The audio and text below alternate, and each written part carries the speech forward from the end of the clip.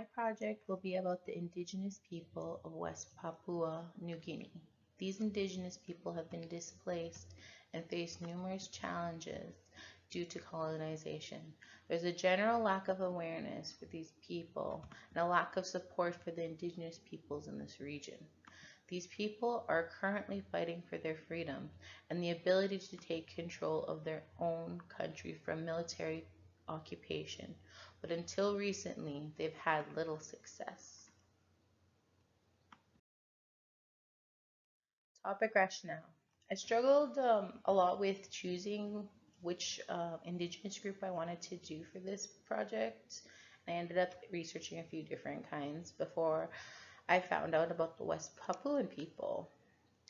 I really wanted to choose a group that was widely unknown, so this group is really great. They've actually done a lot of awareness campaigning through social media, and this has generated a lot of interest of other indigenous support groups such as the Maori and other indigenous groups across the world that support the Free West Papua campaign on Facebook and other social media outlets. West Papua New Guinea. They're occupied currently by Indonesia and they border Papua New Guinea, which is an independent nation of Papua New Guinea. The Papua New Guinea is an island that's located about 200 kilometers north of Australia.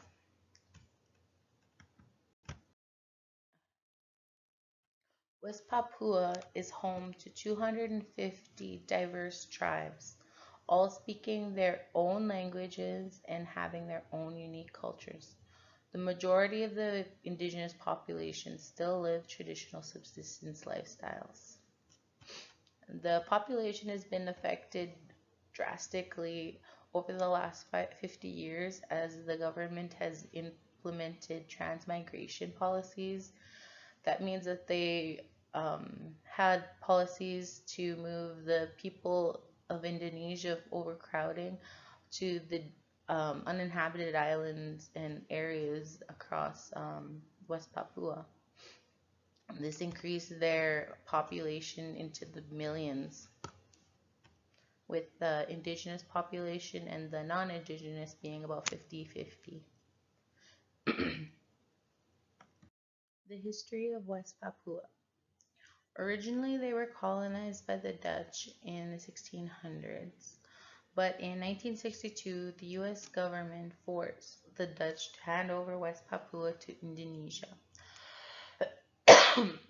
The Indonesian rule was also enforced by military occupation and has been since 1963. They changed the name of West Papua to Irian Jaya. Sorry if I say that wrong. But this made it a little bit difficult to find information, so you had to switch back and forth and research that. In 1969, the UN decided to have a referendum vote for the West Papuan people, whether or not they approved of the military occupation from the Indonesian rulers. The West Papuan people actually called this the act of no choice because the Indonesian government actually threatened to kill family members of anyone who opposed the vote, and they controlled the vote, so they were the ones that chose the 1,022 Papuans that did vote, and then they directly threatened them, their families, and intimidated them to vote yes for the Indonesian occupation. This helped Indonesia maintain control over West Papua, and it also deflected any UN interference thus far. How colonialism affected them. The West Papuan people have been directly affected by colonialism ever since Dutch occupation. This has only worsened since the occupation of the Indonesian government and military. Over the last 50 years alone, the transmigration policies have caused such overpopulation all across the West Papuan Islands. This has directly caused a lack of resources to share because most of them live subsistence lifestyles, a lack of housing, and then crime against Indonesian people as well, and especially against the indigenous people of West Papua. Along with the occupation of the Indonesian government, the Papuan people have no control over the natural resources, so they have actually been plundered very much. They've lost lots of forests all across there. They've been clear cut. There's exploitation of their gold, silver, oil, the timber, copper, nickel, and land development due to mining. Overall, West Papuan people have lost their identity. They want to have their own self-governance. They want to choose what they do with their land, what they do with their lives, and they don't want to be controlled by another country. They want their freedom. Contemporary issues.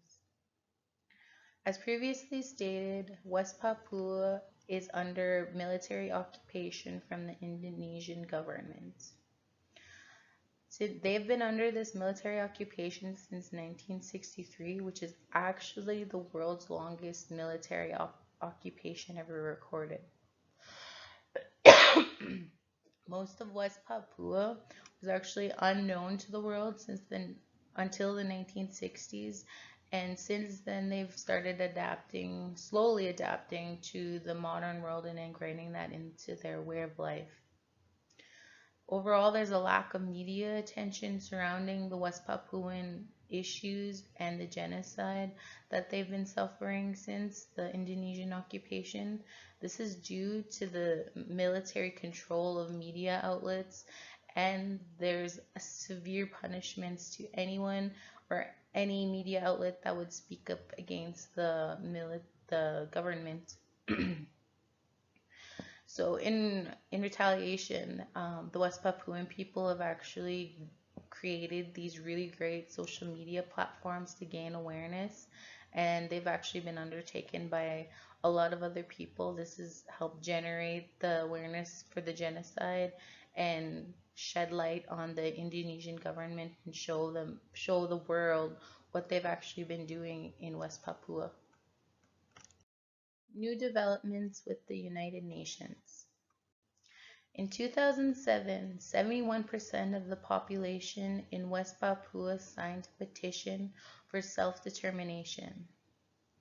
This means that 1.8 million people risked their lives and the lives of their families to ask the UN to intervene against the Indonesian government and give them their self-government that they've been asking for the last 60 years. Benny Wenda, one of the rebels of West Papua and advocates for the Free West Papua Campaign, delivered the petition to the UN High Commissioner on January 25th, 2019. That's this year. He said, "On behalf of the West Papuan people, I can state that the West Papuan people's petition, carrying the voices of 1.8 million West Papuans, has officially been handed to the UN Commissioner for Human Rights, Michelle Bachelet, in Geneva. This petition was handed over in a state-sponsored meeting officially facilitated by the Vanuatu government on January 25th. This petition calls upon the UN General Assembly, Decolonization Committee, and the Human Rights Committee to urgently address the human rights situation in West Papua and to review the UN's involvement in the administration of the West Papua that led to its unlawful annexation by Indonesia and the human rights abuse that continues today, and to appoint a special representative to investigate the human rights situation in West Papua. They also want to put West Papua back on the decolonization committee agenda and ensure that their right to self-determination that was denied back in 1969 is respected by holding an internationally supervised vote in accordance with the UN General Assembly resolutions.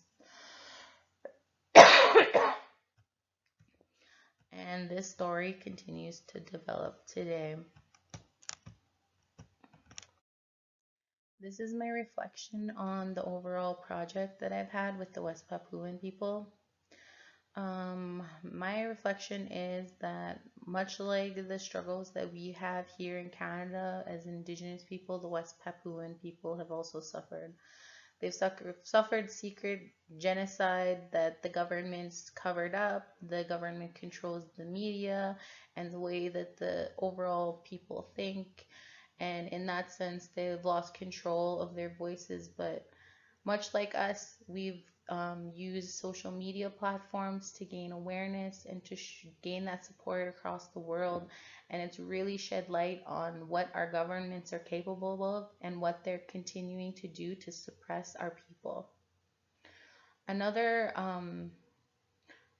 piece of reflection that I got from this story is how the UN was ineffective in this instance, and that they actually failed the West Papuan people, and they continue to fail the West Papuan people until they intervene and effectively help decolonize this country. They first defined that they were not colonized anymore underneath the Indonesian rule with the free choice vote. That's what they determined, that they were no longer colonized with that vote. However, they didn't intervene or go back and research and back up those people to make sure that this was the truth, that this is what the people wanted. They just took the Indonesian government's word for it. And obviously that backfired on the people. Like, they were the ones that suffered. They're the ones that lost their land, their rights, their culture. Learning about the West Papuan people has really struck my interest, and in the future, I'm going to continue following the story. I'm really concerned about the people. I want to know how the story is going to develop, what's going to happen. I'm going to continue sharing the information with my family and friends over social media, and I really want to help them gain awareness that the Indigenous people all across the world are fighting these battles just like us, and they need the support just like we do, and we need to work together to support each other so we can fight back. The UN, as much as they want to help and be there for the indigenous people through decolonization, through these policies, they can't always be the answer. They can't always be the solution. It's actually proven in this situation that they weren't the answer, and the people had to take this into their own hands, and they had to show that awareness. They had to show that fight to get their own self-determination, and only now are their voices being heard. I learned a lot from this project, and I really enjoyed it. Hope you guys did too.